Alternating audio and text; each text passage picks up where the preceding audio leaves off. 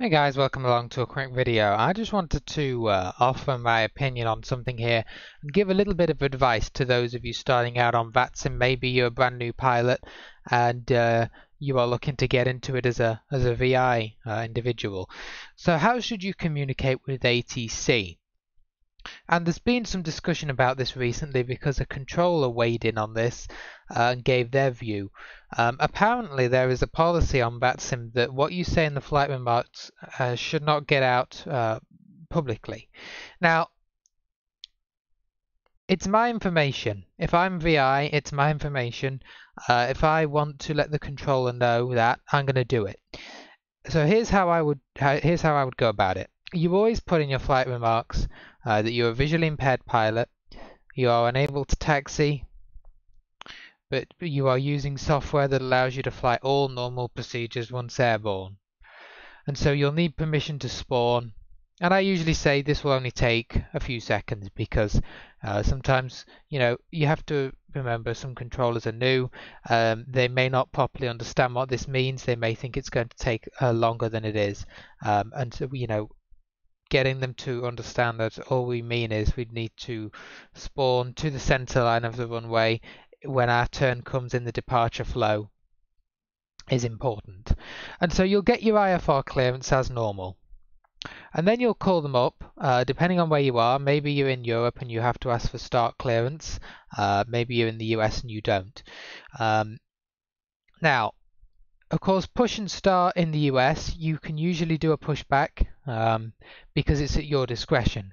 In Europe, it's more difficult because they're going to give you probably a taxiway and we don't know where that taxiway is to push onto. So either way, you finish your push or you are on stand in Europe. And if you're on stand in Europe, you'll request push. If you've in the US and you've pushed back, you'll already have started up. And you'll call them up and you'll say that you need to reposition to the runway as outlined in flight remarks. And they should grant that. If they need any more information in general, you can private message them. Now, should you say that you are visually impaired over frequency? Personally, I don't see any problem with saying that. Now, you don't need to say it on the ground necessarily, as long as they read the flight remarks. There have been times when I'm in the air, and maybe they've said, it looks like you're slightly off course, and this is often a tramp problem. And I've said, yeah, we're visually impaired, I'm using some software here, it might not be spot on. Or maybe it's the same on the ILS. They say, yeah, you didn't look like you're exactly on the localizer, and I'll say, yeah, again, we're visually impaired, we're using some software, it's not 100% accurate. Just to let them know. I think that's important. I think communication is key. If I just say, yeah, so, or yeah, Roger, then they're going to think, well, what's this guy doing? Why is he not flying, absolutely correctly? It's the same thing on Unicom, if you ask me.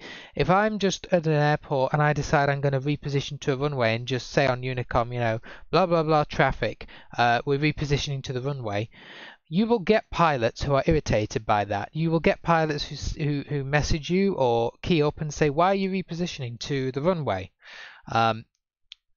If you say repositioning to the runway due to visual impairment, inability to taxi, that is perfectly adequate. It informs them why you are unable to taxi. It creates a sense of, community and togetherness. You're not shoving in the queue or anything like that. They know exactly why. And as I said, I think before, I've actually had messages from pilots saying, hey, this is really cool that you're able to do this when you're visually impaired, great work, and even asked how we do things. And I've once we were airborne, had a chat with them and said, oh, this is the software we use. We enjoy flying.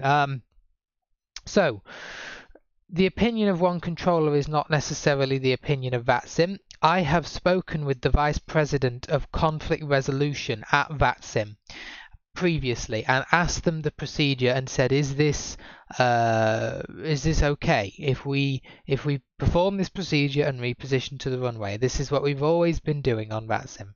And they said, yes, you go for it, you do it. If you get a controller who has a problem with it, come to me. And I have done with various controllers. So if I get a controller who starts telling me, oh, you can't reposition, or you shouldn't be saying these things, you can bet I'm going to be reporting them to that guy because, this is how we've always done it, and this is not the real world. Obviously, in the real world, they're not going to be calling up saying we've got a visual impairment or saying look at our flight remarks. Of course not. But this is vatsim. As well as it being the real world and having an element of seriousness, it is also important that we communicate clearly and that we have fun, and that we all know the score on the network.